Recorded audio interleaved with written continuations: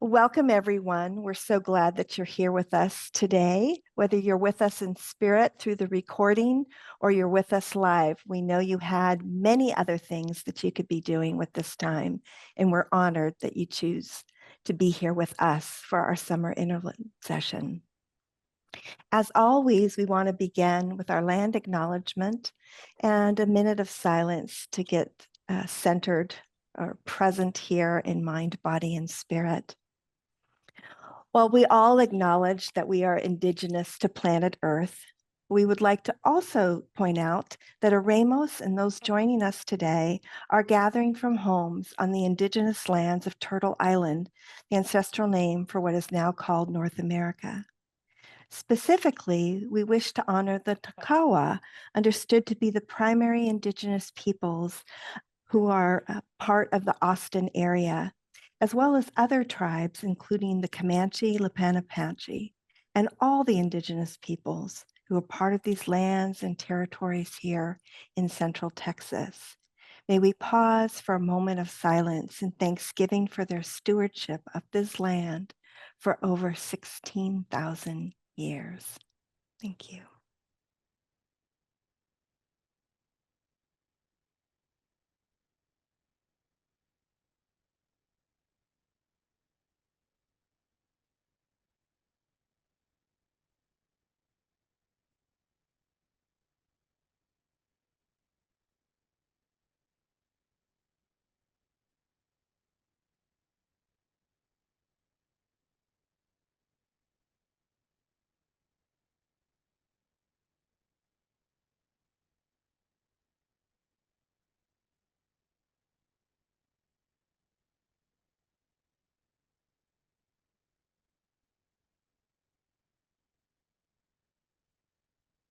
Thank you.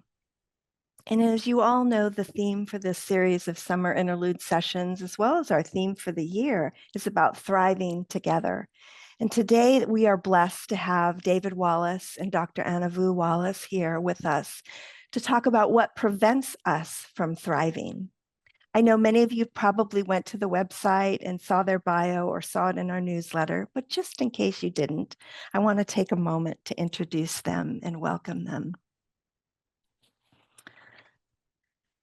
David Wallace is a minister for an inclusive, non-denominational spiritual community here in Austin called Metanoia Journey, and hopefully we'll have time to hear more about that during this presentation. He was previously a director of Baylor University's executive MBA program and has been senior sales and business development roles in his 30-plus year career. Through a call to help others see that they are not their resumes, he left the corporate world to become a full-time life coach in October of 2015. He has been a daily meditation practitioner since 2011 and is a commissioned presenter of centering prayer through contemplative outreach. He completed a master's in divinity here in Austin at the Austin Presbyterian Seminary in 2022 and co-founded Metanoia Journey. And Dr. Anna Vu Wallace has been a hospital-based internal medicine physician for 30 years. She is now a medical director for Inhabit Hospice based here in Austin and is on call. She'll mention that in a moment.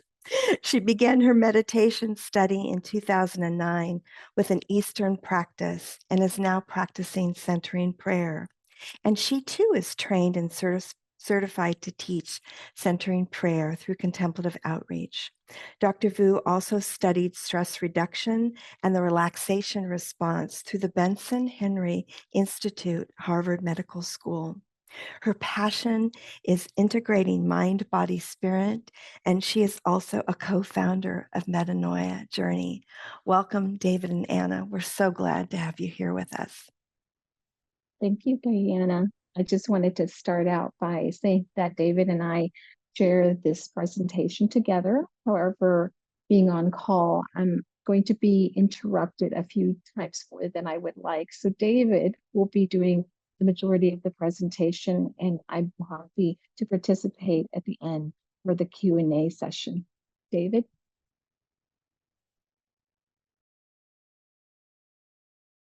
Thank you, Anna, and thank you, Diana, for that wonderful introduction. I would like to just begin with this topic that we come up with, which what prevents us from thriving. This is the topic that we've established for today for the Eremos presentation. And as I thought about what it feels like to thrive, I went and looked it up. What does thriving mean, right? And thriving means to grow or to develop well.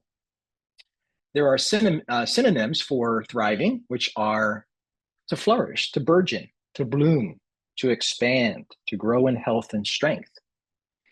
And when in my life coaching terms, thriving is all about working on your self-development, your personal growth, and your resilience. So this is a lot of the main reason why Anna and I decided to co-found this organization with other people. It was to allow people a place where they have the ability to thrive. And we understand that thriving is directly associated with our inner disposition, or what we call in our inner work group, what is our inner state? Our inner state is where our world exists. And so life is happening all around us. And much of, if not all of it, is out of our control. But what is within our grasp, at least for the most part, is how we take these happenings that are coming in through our five senses. The world is coming at us. And the one thing that we might have a choice in is how we interpret what is happening. So I want to begin by offering something from Thomas Merton, who's a 20th century Christian mystic. And I think that Thomas kind of nailed it when he offers us this. He says, "What can we gain by sailing to the moon if we are not able to cross the abyss that separates us from ourselves?" So for the last dozen or so years, Anna and I have come to know that there are indeed aspects of what we think are us that are actually masks or buffers from this thing that separates us from our true self. And what is our true self? We won't get into that today, but just very, very briefly, this is what is referred to in the Hebrew and Christian scriptures as the imago Dei, or the image of God, being made in the image and likeness of our common creator. So who are you? And I always like this question when you go into a party for the first time and you meet a bunch of people that you don't know. Like, how does that whole conversation develop, right? So the first thing that you might go up to someone, you introduce yourself, you give them your name. Okay, so that might be part of who you are. And then maybe some of the subsequent questions that might happen after that are, well, what do you do? Right? So there's where your resume, and so here's where your education might come into play, or what you do professionally might be an aspect of what you offer. You might get into eventually, okay, I have a partner, I have a spouse, we have kids. These are some of the responsibilities as this conversation's developing. You might offer up some of your accomplishments and setbacks. And as I wrote this slide, I went, I wonder if I would actually offer anybody that I just met, what are my life challenges and setbacks and my failures? I might not be too prudent to put that right out there, but that's an option, right? As you're describing who you think you are. And then, of course, we have our physical bodies. So the question is who you are, but might be better to ask, what are we? And so when we talk about this idea of ego, personality, and persona, and I use these terms interchangeably, but what is an ego, a personality, or persona? So going back to the good old Oxford Dictionary, persona is the aspect of someone's character that is presented to or perceived by others. So it mentions here her public persona. You often hear about maybe a TV celebrity's public persona. So it's a role or a character adopted by an author or an actor. Your image, your face, your identity, yourself is some of the examples that are offered here. So what makes up this persona? What comprises it? On some level, and I think a very small amount, it might be some things that are passed on by our parents' DNA, right? So there might be something that we have a proclivity towards, maybe physically, that is passed on. But I think the rest of these elements are really what creates what we call our personality or our ego. And so these might be parents' passed on belief systems. So we learn to imitate what our parents believe, right? And sometimes that's good and sometimes that's not so good. And we all have our individual experiences around that. Parental expectations make up our personality. So what our parents expect of us. our own expectations. This I find in my life to be a big thing, right? Are the expectations I set on myself. Oh, I should do this. I should do better. These create an aspect of who I think I am. Our cultural conditioning is absent of where you grew up, the context and the location that you live. Religious belief systems are part of our personality, good and not so good, for sure. Peer pressure. I remember growing up being in my peer group. You want to belong. Everyone wants to belong to a group. So peer pressure might actually have an effect on our personality, our idea of self, our identity, so to speak. Socioeconomic position plays a certain important role, as well as life circumstances, right? Including traumas, all of these things. And I'm sure the list is much more massive than this, but these are things that will comprise what our personality is. And I'll just say this, these slides I'll make available to Diana if she would like to send them out afterwards, so you don't have to take copious notes if you don't want to. So knowing that, so we realize now that we have this personality and this persona. So we are an actor or an actress that plays out our role on the stage of humanity. But is our personality really who we are? And are we stuck with it, right? So we have this personality, and through this personality, we're taking into our five senses the way that the world is coming at us, right? So we have how we see the world through this personality. And one spiritual teacher of mine often always would say, we don't see the world as it is. We see the world as we are, right? And so I came across this image, and I saw this little pin dot of this picture, and this person walking towards a bench in a park. But we don't have the big picture, right? So if you want to look at your personality as a way to see that you're feeling, sensing, tasting, seeing the world, it is your point of view. And I've often asked people to put up their hand and make a little pin dot and say, this is how I see the world. And it's a good reminder for me to recognize that my point of view, and Richard Rohr was classic at this, another Christian mystic. Richard Rohr has a way of juxtaposing this phrase. He said, your point of view is a view from a point. And it's really a good reminder that, that this David sees the world and interprets it through all of those things that I presented. And again, that list is massive of many things I couldn't put on the slide. But that's my view from a point. It's not an exhaustive view. I'm not seeing the big picture here. I'm seeing only the portion that I can see and perceive. So our personality is a psychological construct developed by our mind to help us relate to and make our way in the world. And friends, it's absolutely necessary and integral to being human. This is the key. What's also integral to being human are that we have thoughts, and that we have feelings and emotions, and that we have bodily sensations. These are absolutely integral to the idea of being human. But what's really, really important to remember is that they are not us, because we can observe them. And this is the key to our topic today on thriving through inner work, is learning to be the observer of these things that are happening, learning to observe our thoughts, learning to observe our feelings and emotions, observe what's happening in the body. Because if these things were actually us, we couldn't observe them, because an observer can't observe itself. When you think about science experiments, right, the observer is watching the experiment. So it's observing, and what's being done is the observed. So if you can look at these things, you can recognize that they are what's being observed. So what part of us is doing the observing of these things? We are known as Homo sapiens sapiens. And Homo sapiens sapiens are creatures that know and know that they know, right? That's why there's two sapiens there, creatures that know and know that they know that we know, which makes us unique to every living creature around. We have a reflective capability that allows us to look back at things in the past, to think about and project things into the future. I don't know how accurate we are when we do that, but there's this attempt to move, at least intellectually and emotionally, out of the present moment, right? Where we have so many deer in our neighborhood, and they're always in the present moment. Sometimes they feel fearful and run off, but they're all about what's happening now. Whereas human beings, I think our capability of being able to reflect in the past and project into the future is the very problem often to thriving, actually. And we'll get to that in a bit. So what makes up the human being? It's a physical body. We call it the body center. It's an intellectual center, or the mind, and it's the emotional center. But I like to ask people, and this is probably really hard to do on Zoom, but when I've done this presentation like this in the past in person, I've asked people to point to themselves. So I would just like to ask you right now, if you would just point to yourself and then hold your finger where you point.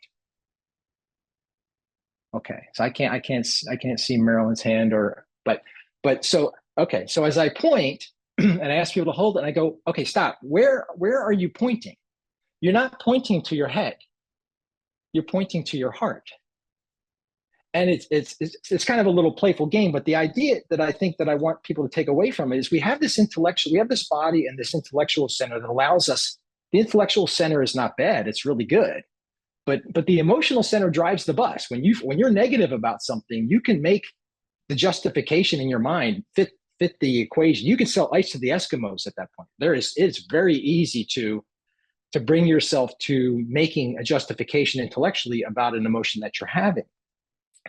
But if we are feeling beings, then we are made for connection. And so the point here in terms of why inner work is important is because when you begin to recognize who you are and what you're not, then you can begin to see the same thing in other people, right? So it creates this connection that is available to us.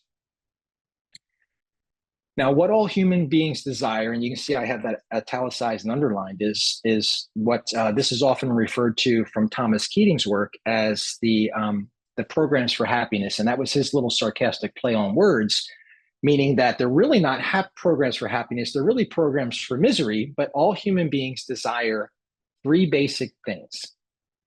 They desire the need for safety and security. We all want to feel safe and secure. Sometimes that might be personal security, financial security, physical security. We all want the need to have affection, esteem, and approval as human beings. I mean, I wake up every day hoping that people like me and that my wife is not upset with me. I mean, we all want to have affection, esteem, and approval. We want to be liked by our friends and family. We want the respect of our colleagues. Sure, there's nothing wrong with that. We all want a sense of power and control. And I struggle a little bit with this word power. It's really empowerment, I think is what is implied here, not to have power over others, but this idea that I have agency, some sense of agency and control in what happens to me, right? But what's interesting about this idea of desire, and Dr. David Hawkins, I don't know if any of you are familiar with his work, but he was an MD and a PhD and was the director of the Institute for Spiritual Research. And he did a lot of renowned pioneering research in the field of consciousness. And he served as an advisor for Catholic, Protestant, and Buddhist monasteries. In his book, Letting Go, The Pathway to Surrender, he defines desire this way. The emotion may range from a mild wanting to an obsessive driven craving for something or someone.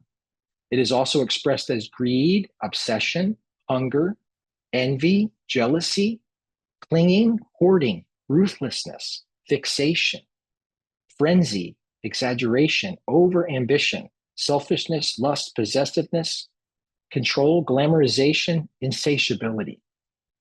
And what he's really talking about here with those kind, there's some pretty heavy hitters in that list, right? But what he's really talking about then is that there's this feeling of never being satisfied, there never being enough. There's a feeling of must have.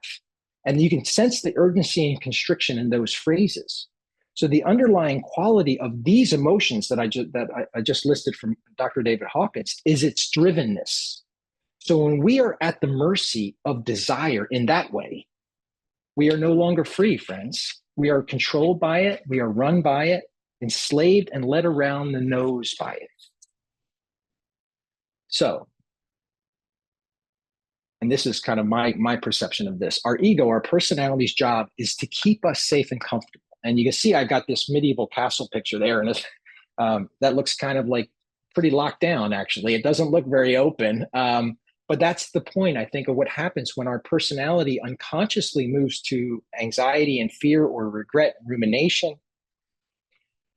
The ego then, so as I looked at this image and I kind of played with it, I thought about, well, when this was a budding community, the drawbridge would be down, the villagers are coming and going, the marketplace and the castle is wide open, there's flow. And to me, that's when we are thriving when we are in this place, when we are not led by, unconsciously led by the desire for having more affection or controlling others, and those things are not present, we can feel lightness in the body, and you can feel our ability to be, as you know, as we kind of talk about this idea of being in the flow. But the second we unconsciously move to an emotion of shame or guilt or regret or anxiety or fear, that drawbridge closes up, and the archers are in the tower, and everything is on lockdown. And that's what happens to the personality when we unconsciously move to those places. And it often leads us to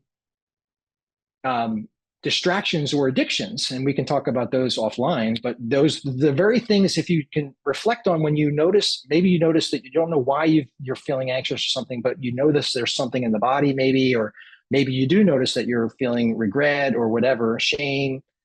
What happens for you all individually? What do you do? It can be as mild as mindlessly picking up your phone or going to the refrigerator. Obviously, there are some more addictions that can be much more detrimental to yourself and relationships. But that's the ego's job, is to say, oh, my David is under stress. Let me have him reach for his phone and play Bubble Panda, whatever it might be. It's, but it's always going to lead you to this place of trying to take away the illusion, to take away the discomfort and give you the illusion of comfort and safety. But that's not going to be thriving. You're going to be constricted. You're going to be closed down. So it says that the ego's job is to keep us safe and comfortable. But what it doesn't say is it keeps us happy, peaceful, untroubled, or thriving, right? So Anna gave a talk called "The Ego Is Not Your Amigo," that's another fun one. Maybe we could do that another time. But the personality / ego is very, very vital, friends. Is very, very vital. But what happens is if we are emotional beings first, that kind of drive the bus for everything else, how the body reacts, how the mind reacts. This is what normally happens, that to create this, as Thomas Merton was saying earlier, this separating us from ourselves.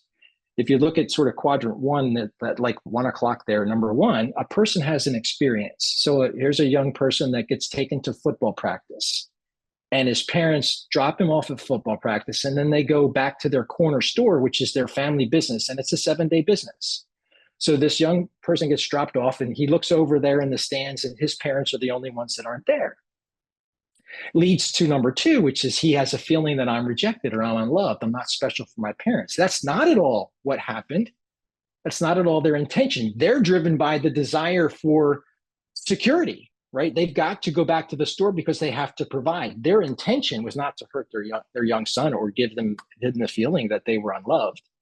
But he feels rejected because he looks over and, what does he say? And, kids can certainly use big superlative statements a lot. My parents were the only ones that weren't there. They're the only ones, right? And so there's this sense that I'm rejected. And then if he has another circumstance a little bit later with maybe his first love or something like that, all of a sudden this person maybe cheats on him or something. All of a sudden it creates, number three, it creates a belief that I'm not worthy of being loved. But it's all happening at an unconscious level.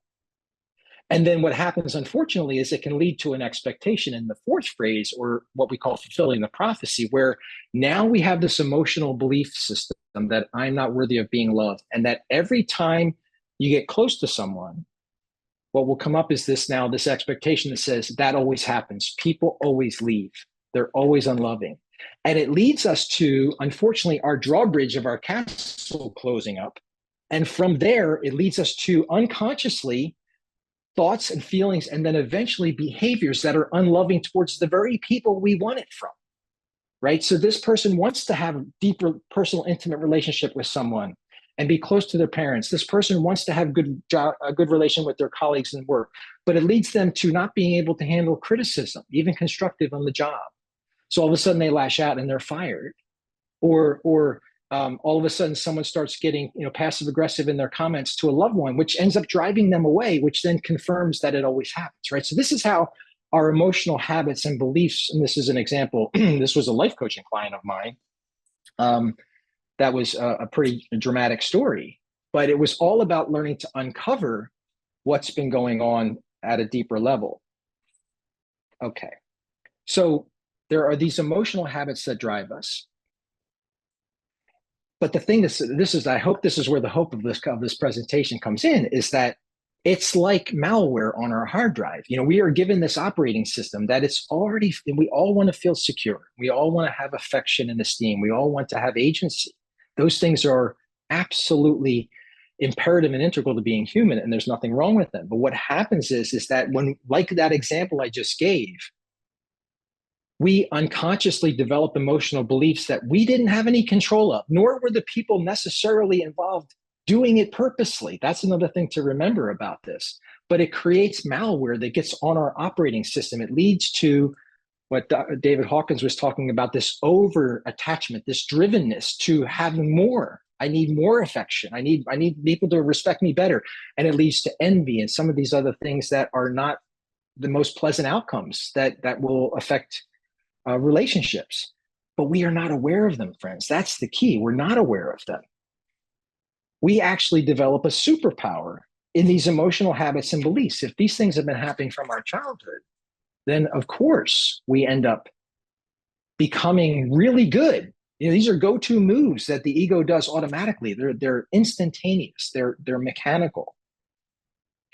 And we develop a superpower or a lens that we naturally see the world through that creates an opportunity for us to be separate from who we are and from others. So an unconscious ego is what we call a bridge over the present moment between the past and the future.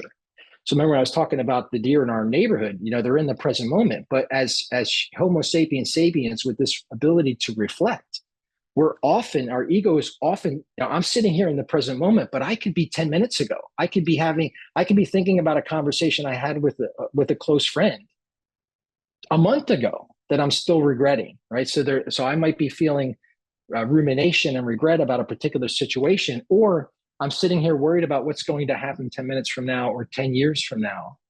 And it keeps us, so the unconscious ego keeps bouncing us, where if we're talking about thriving, friends, thriving happens here. I know that I love the topics that Eremos has for the summer, where there's lots of talk about being in nature and gardening and good conversations. Those are outward relating topics, which are great.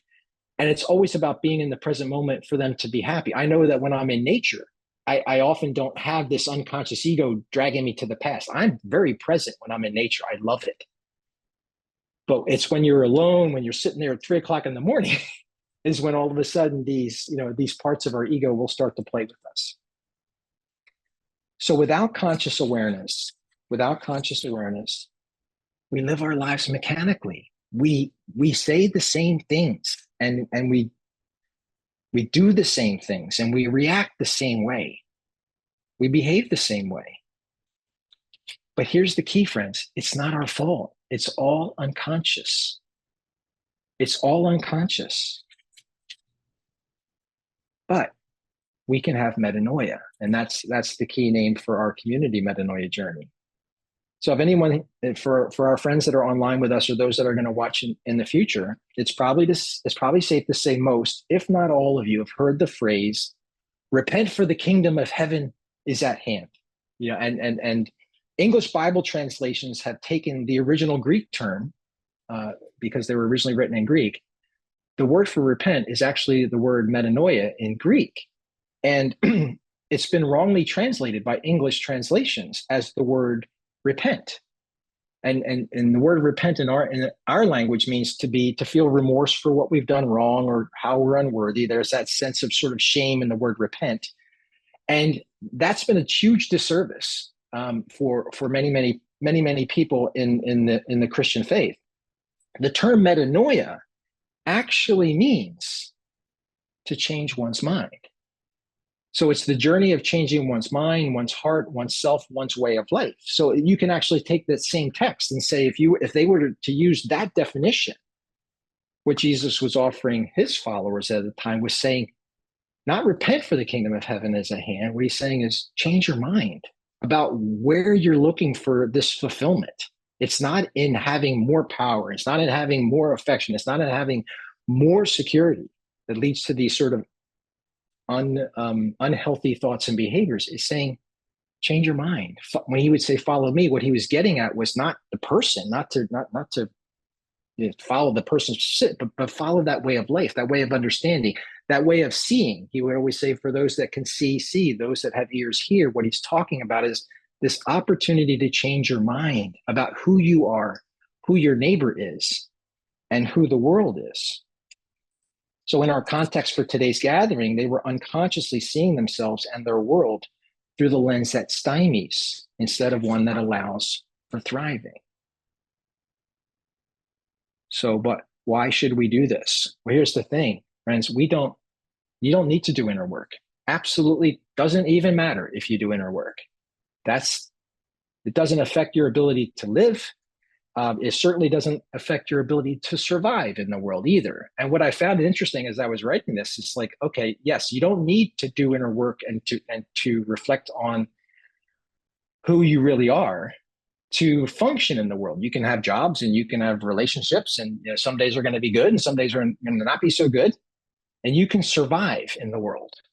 But without inner work, without looking inwardly, and that's why we see our inner work as another contemplative practice, right? There's the contemplative prayer of silence and letting go. And then there's this, which is an active practice, that you can survive in the world, but you're not going to thrive in the world because there's always going to be an action reaction. This person did this to me. I have a right to be negative. Yes, you have a right to be negative.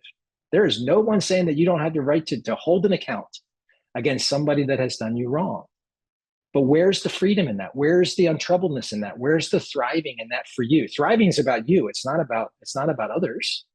And so as you think about this, if you lived a good bit of our lives, and I know that many of us have, struggling with negative emotions or self-sabotaging messages that we give ourselves, seeking the world's approval for us, to see our own value, I mean, to have others tell me that I'm valuable for me to know it. Some of us reach a particular point in our lives when at one moment we stop in all this chaos and we look up, or I should say, I don't want to speak for, I'll speak for myself. For me, it was 2:30 in the morning on some Friday night, walking my dog, looking up in the sky and going, God, creator, whatever, I don't know what I'm doing. I have no idea what I'm doing. And I don't want this for myself anymore. I was angry. I was feeling justified. I was feeling there was no thriving. It was surviving. It was surviving moment to moment, but it wasn't thriving. And I just, this slide by, as I always like to call him, Billy Shakespeare, our friend Billy Shakespeare offers us this, right? There's nothing more confining than the prison we don't know we are in. So what do? We begin the journey of self-discovery by actively bringing conscious awareness to ourselves. And it begins with self-observation. And what's interesting about this isn't just a David and Anna particular thing. This has been going on for thousands of years. And here are some of our friends that speak to this concept. The highest spiritual practice is self-observation without judgment. And I wish I could make that in 72-point type. The without judgment is key, our friend Swami Kripalu. Without judgment. I mean, self-observation is, again, just looking like as an observer of a science experiment. It's looking at the personality and going, yeah, boy, oh boy, I hold accounts, don't I? Isn't that interesting? Without judging it, without the shame of it, realizing that it was a habit that was mechanically put on me from earlier in life. Knowing yourself is the beginning of all wisdom. Some guy named Aristotle, I don't know who that is, but it's some guy named Aristotle. Self-observation is the first step of inner unfolding. Amit Ray. Take closer care of your inner stories. They create your outer life. Jaya John. Observe all humans, thyself most. Benjamin Franklin. And if you're ready to listen, and if you're ready to be challenged, there's one thing you can do, but no one can help you. What is the most important thing of all? It's called self-observation. Anthony DeMello. So if one decides, like I did, going up and saying, I can't do this anymore. I want to know what I'm being led around by, what's driving me instead of what I'm driving. Before you say, I want to do this, remember these sort of key takeaways. Patience. I just need to write the word patience like 1,000 times on this slide over and over and over again. Like patience, patience, patience, patience, because it's so important. we've developed superpowers, friends, one childhood memory I'm working on was 50 years ago. And it's affected how I've certainly viewed certain parts of my life this whole 50 years. So I've got to be compassionate and patient with myself as I learn to unwind. That's a pretty tight knot, but it's there. So patience is key. To begin to believe that your thoughts and your negative thoughts and emotions and body sensations are not your true self, but those are part of your egoic truth, your egoic false self. Understand and accept that you will swing and miss at doing this on your attempts to bring change, since you spent a lifetime subconsciously developing these superpowers. Self-compassion. Oh, this is the other one. Self-compassion is so critical, to be non-judgmental and to be non-critical when you observe something about yourself with scathing self-honesty. It's huge. Watch the voice in the head that we call the critic or the judge, who belittles you for not succeeding at it, right? Self-compassion. To begin to change, it's like, you won't even see it at first. Others will notice it in you before you do anything that you're ever going to recognize. Just like with contemplative prayer, that's the same thing. Lightness of being is imperative, guys. It's a must. We have to do this self-discovery with a sense of lightness and delight. And I know it sounds like inner work. It just sounds pretty foreboding, but it can be done with lightness. You know, these things are not your fault. They're unconscious mechanisms. And as we think about sort of inner work, some people call it shadow work, you know, whatever you want to call it, monsters in the closet. There's no monsters in the closet. You know, that's the thing about the darkness. It's not foreboding and evil. It's just dark. And when we begin self-observation, especially if we can learn to do it non-critically and non-judgmentally, it's like flipping the light on in the closet. You go, okay, oh, wow, this monster, I thought, okay, there's a mouse. Okay, we got that. We got a mouse there. There's some stuff I don't need. I can get rid of that. There's definitely some things that are blocking the way to get into the closet. There's dust, you know, maybe I need to rearrange some things. But that's how we approach inner work, is that there's no sense of shame or guilt in this. It's all about going, gosh, how would my life be different if this thing that I've recognized has become a mechanical emotional habit that's driven me in my life? How would my life be different if I could? And I saw this great presentation where the guy was presenting this concept of get over it. And we've all heard that term kind of put that way, get over it. And it's such I think a really destructive way of putting it. But he just took the same words and he toned it differently. And he said, instead of get over it, which is sort of this condescending, patronizing comment, to what if you could get over it?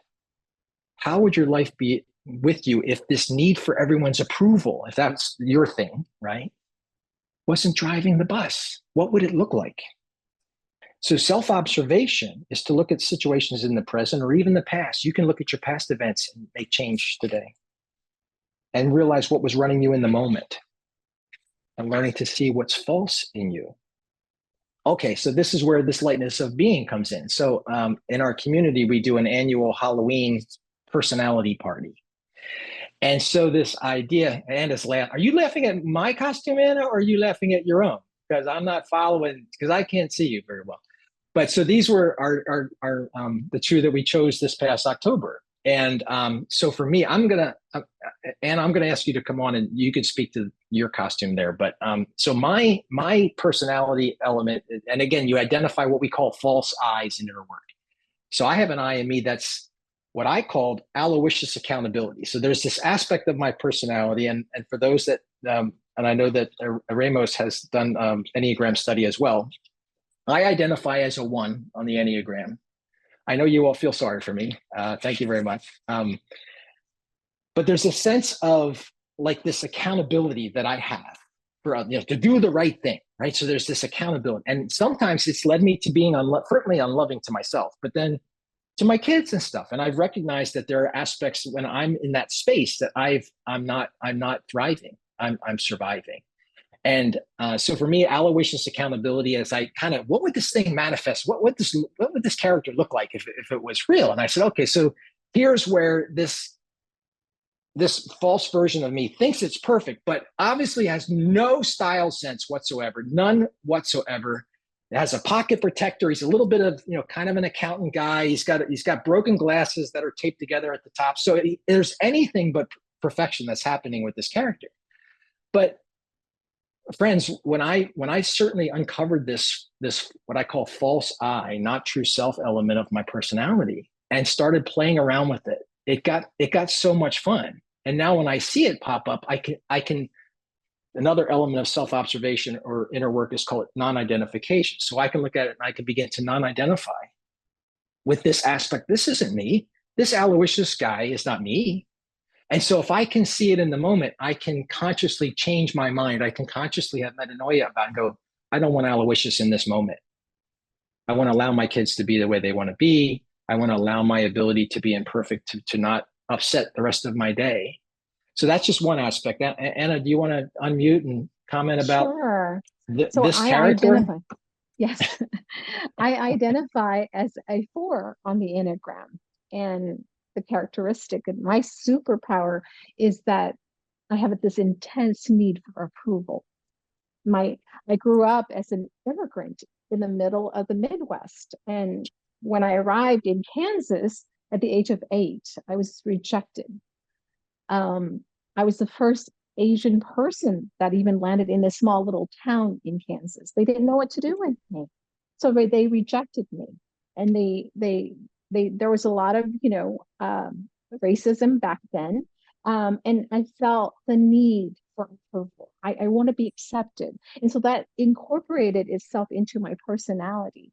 And so I grew up getting titles. I've discovered that if I'm really good in school, I get all these awards, and people would, go, congratulations, and I'd be loved, and they hugged me, and I thought, a great way to get, accepted. So it became my superpower. That led me into this career of medicine, full of titles, right? Full of, and it was never enough. That's the problem. It was just never enough. And there's just this constant yearning need until I started the inner work, and I realized, there's my motivation. I could then go look at the child, go back in time even to look at that child at 8-year-old that was hurt by the racism, by the words that were slung at her, and understood for her and understood why. And that was just such self-compassion that it just started to fade. And so now I don't feel that need, but boy, it sure is fun to dress up like that. It was so much fun. And you all are invited, by the way. Yes, next October. We'll put the date out. You all are invited. Thanks, Anna. Okay, just continue. I got just a few more slides. Am I okay on time, Diana? Okay. So what does this say about us? First of all, that we're perfectly imperfect. We are human. This is how we were made. This is our ability. The reason we're Homo sapiens sapiens is that when we decide we have this choice to reflect back on ourselves and observe ourselves, it's there. There's nothing broken or bad in any of us. That we all have a core of goodness and joy, just waiting to be uncovered, to moving from surviving to thriving. And that there are subconscious mechanisms running us that we're not even aware of. What's important to remember is that we have to learn to let go of the illusion that my false self is me. Like I said, for me, Aloysius accountability, that's how I do that. That's not David. That's Aloysius. That's not me. Learning to know and accept that we are perfectly imperfect. Accepting is hard. That's why I underlined it. Sometimes I still refuse to accept that I'm perfectly imperfect. Know that we are unbelievably valuable just by being alive. That we get to be grateful because our source is providing all of our needs for the journey. And that we need to do it with humility. And I learned about 5-6 years ago that humility isn't thinking less of oneself, it's thinking of oneself less, right? So this idea that if we get out and we serve others, we begin to see that our problems are maybe a little bit smaller, and we can become a little bit less self-focused. So some tools for self-observation are deep breathing, and I don't have time to do all these, but body scans, and we can go over that. If you're having a negative emotion, if you catch it, sometimes we're identified in the moment and we are the emotion, and sometimes instead of ready, aim, fire. It's ready, fire, aim. It kind of comes out. But if you have a moment where you can catch it, sit down and close your eyes and just feel what's happening in the body. That might just help to dissipate the emotion. Affirmations, like one that I might use is, I am spirit, perfect, holy, and harmonious. Nothing can hurt me or make me sick or afraid. For God is spirit, and nothing can make God hurt, sick, or afraid. I manifest my true self through God now. That's an affirmation that you can bring that might begin to metanoia for you. The welcoming prayer, some of you may know that. This idea of not consenting to the negative experience you're having, but learning to say, I let go of my desire for security, affection, and control, and embrace the moment as it is, right? Again, because we can't control outer circumstances, but we might be able to change our mind about how we bring them in. And that thoughts, feelings, and emotions are not I. So don't say things like, I'm afraid. Say this is David experiencing what fear is like, learning to separate emotions from our true self. An Enneagram study, I don't need to tell you all about that, but that's a great place to begin to start self-observing. It's like, oh, reformer does this. Isn't that interesting? So everyone in the world that identifies as a one has the ability to struggle with the same things I do. So it kind of takes that self element out of it. It's like, oh, wow, I'm part of a bigger group of ones. The world needs to know where we are for sure. That's Anyway, I just want to close with just a couple of things. This is, I had a workshop in, I think, 2015, and it was offered by Rabbi Rami Shapiro. And at the end of the workshop, he offered us this, and I'd like to share it with you. Will you engage this moment with kindness or cruelty, with love or with fear, with generosity or scarcity, with a joyous heart or an embittered one? This is your choice, and no one can make it for you. If you choose kindness, love, generosity, and joy, then you will discover in that choice the kingdom of God, heaven, nirvana, this worldly salvation. If you choose cruelty, fear, scarcity, and bitterness, then you will discover in that choice the hellish states of which so many religions speak. These are ontological realities tucked away. These are not ontological realities tucked away somewhere in space. These are existential realities playing out in your own mind. Heaven and hell are both inside of you. It is your choice just where you will reside. And I'm closing with what is known as the autobiography in 5 short chapters. Now, don't worry, friends; they're very, very short. I'd love to share these with you. But I think this kind of speaks to this idea of recognizing that we're mechanical and how we move. We begin to move with bringing consciousness to what's happening inside of us. So I'd like to just share this with you. Chapter 1, I walk down the street. There's a deep hole in the sidewalk. I fall in. I am lost. I am hopeless. It isn't my fault. It takes forever to find a way out. Chapter 2, I walk down the same street. There's a deep hole in the sidewalk. I pretend I don't see it. I fall in again.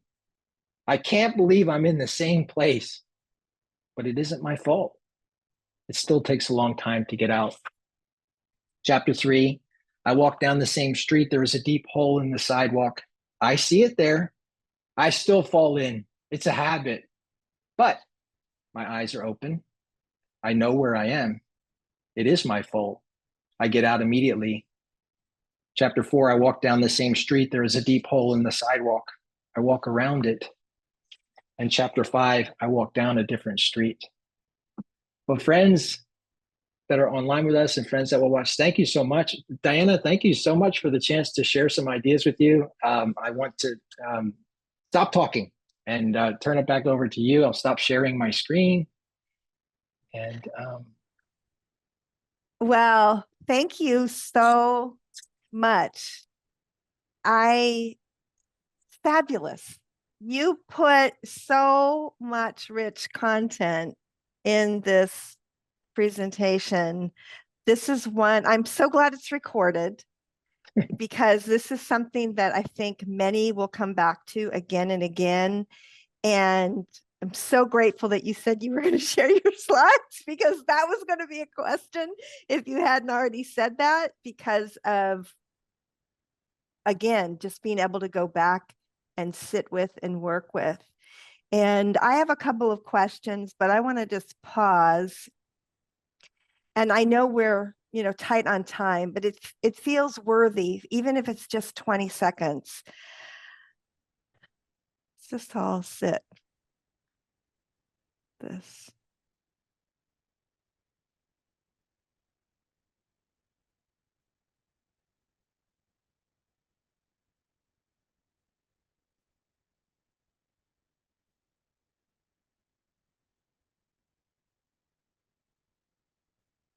Thank you.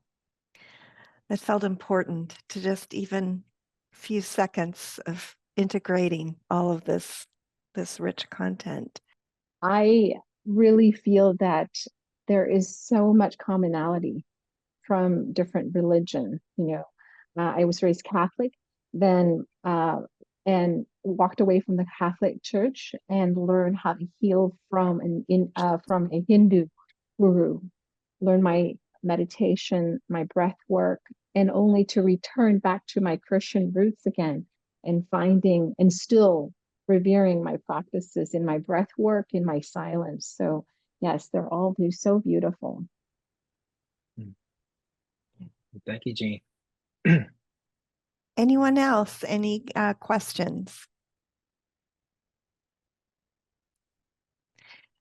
So you may have a question. We've got a couple more minutes, but I wanted to ask, okay, you almost fed us through a fire hose. So what do I do? Where do I start? I mean, I know you had a couple of suggestions, but if I were coming to you one-on-one, you'd give me this talk and I come to the professor's class office afterwards and say, what do I do? Yeah. Well, how would you suggest we start to, I'm thinking of like the circle. I start to expand my awareness. And I love that poem, by the way, autobiography. Perfect. Yeah. Is that where I begin? Do like see what chapter I'm in? What would you suggest? I think the first step, Diana, is to make sure that you know your Enneagram number, right? If you haven't done so, get a test. There's free tests there, or there's a paid test. I think that's online. If you search Enneagram test, I'm sure that it'll come up. And we like the Enneagram Institute. That's the first test, is to start to know yourself through the Enneagram. Then it can describe certain characteristics, and you can read through after you take the test. Now, the test doesn't guarantee you that that is your Enneagram. You may pop up on several different numbers, but just start studying the different types and read on the different types to see what makes sense to you. And then, because you do have buffers, we call our blind spots, or our ego tricks us into answering questions because we like to be this number and not number. Do you know what I'm saying? Yeah. That plays in our test. So be careful of those things. If you really want to know, I always ask my children, my adult children, they tell you the truth about who you are. Be ready for that one. And that helps me, and they will help. Some of them know what the Enneagram and can help leads you towards your, others can help you with your own habits and things. That's the first thing. And then if you really want, you really can't do inner work by yourself. You need community. You need to find people that you can work with. I would suggest, again, we start our metanoia journey inner work group with this book called The Work by Rebecca Nottingham. And in it, it gives structures on how to look at yourself, to do what self-observation really means. It means to look at yourself in a quiet moment, look at yourself in all three centers. What are your thoughts going on at that moment? What are your emotions? What are the physical sensations? So here's your homework, your first self-observation homework for anyone who's listening right now. When you encounter something unpleasant that they go, the first thing to do is to take a breath from it and then figure out, what are your body sensations? What am I feeling? Is it a tightness in the chest? Is it anger coming from the belly? Like, does it feel like a pressure? Is it there's energy there? Or is there energy here? Or is it a tightening of the shoulder? What does it feel like in the body? So you sit with it until that energy starts to come down a little bit. Then you go to, what was that? What was the emotion? Was it anger? Was it righteous? I mean, was it envy? Was it, name the emotion.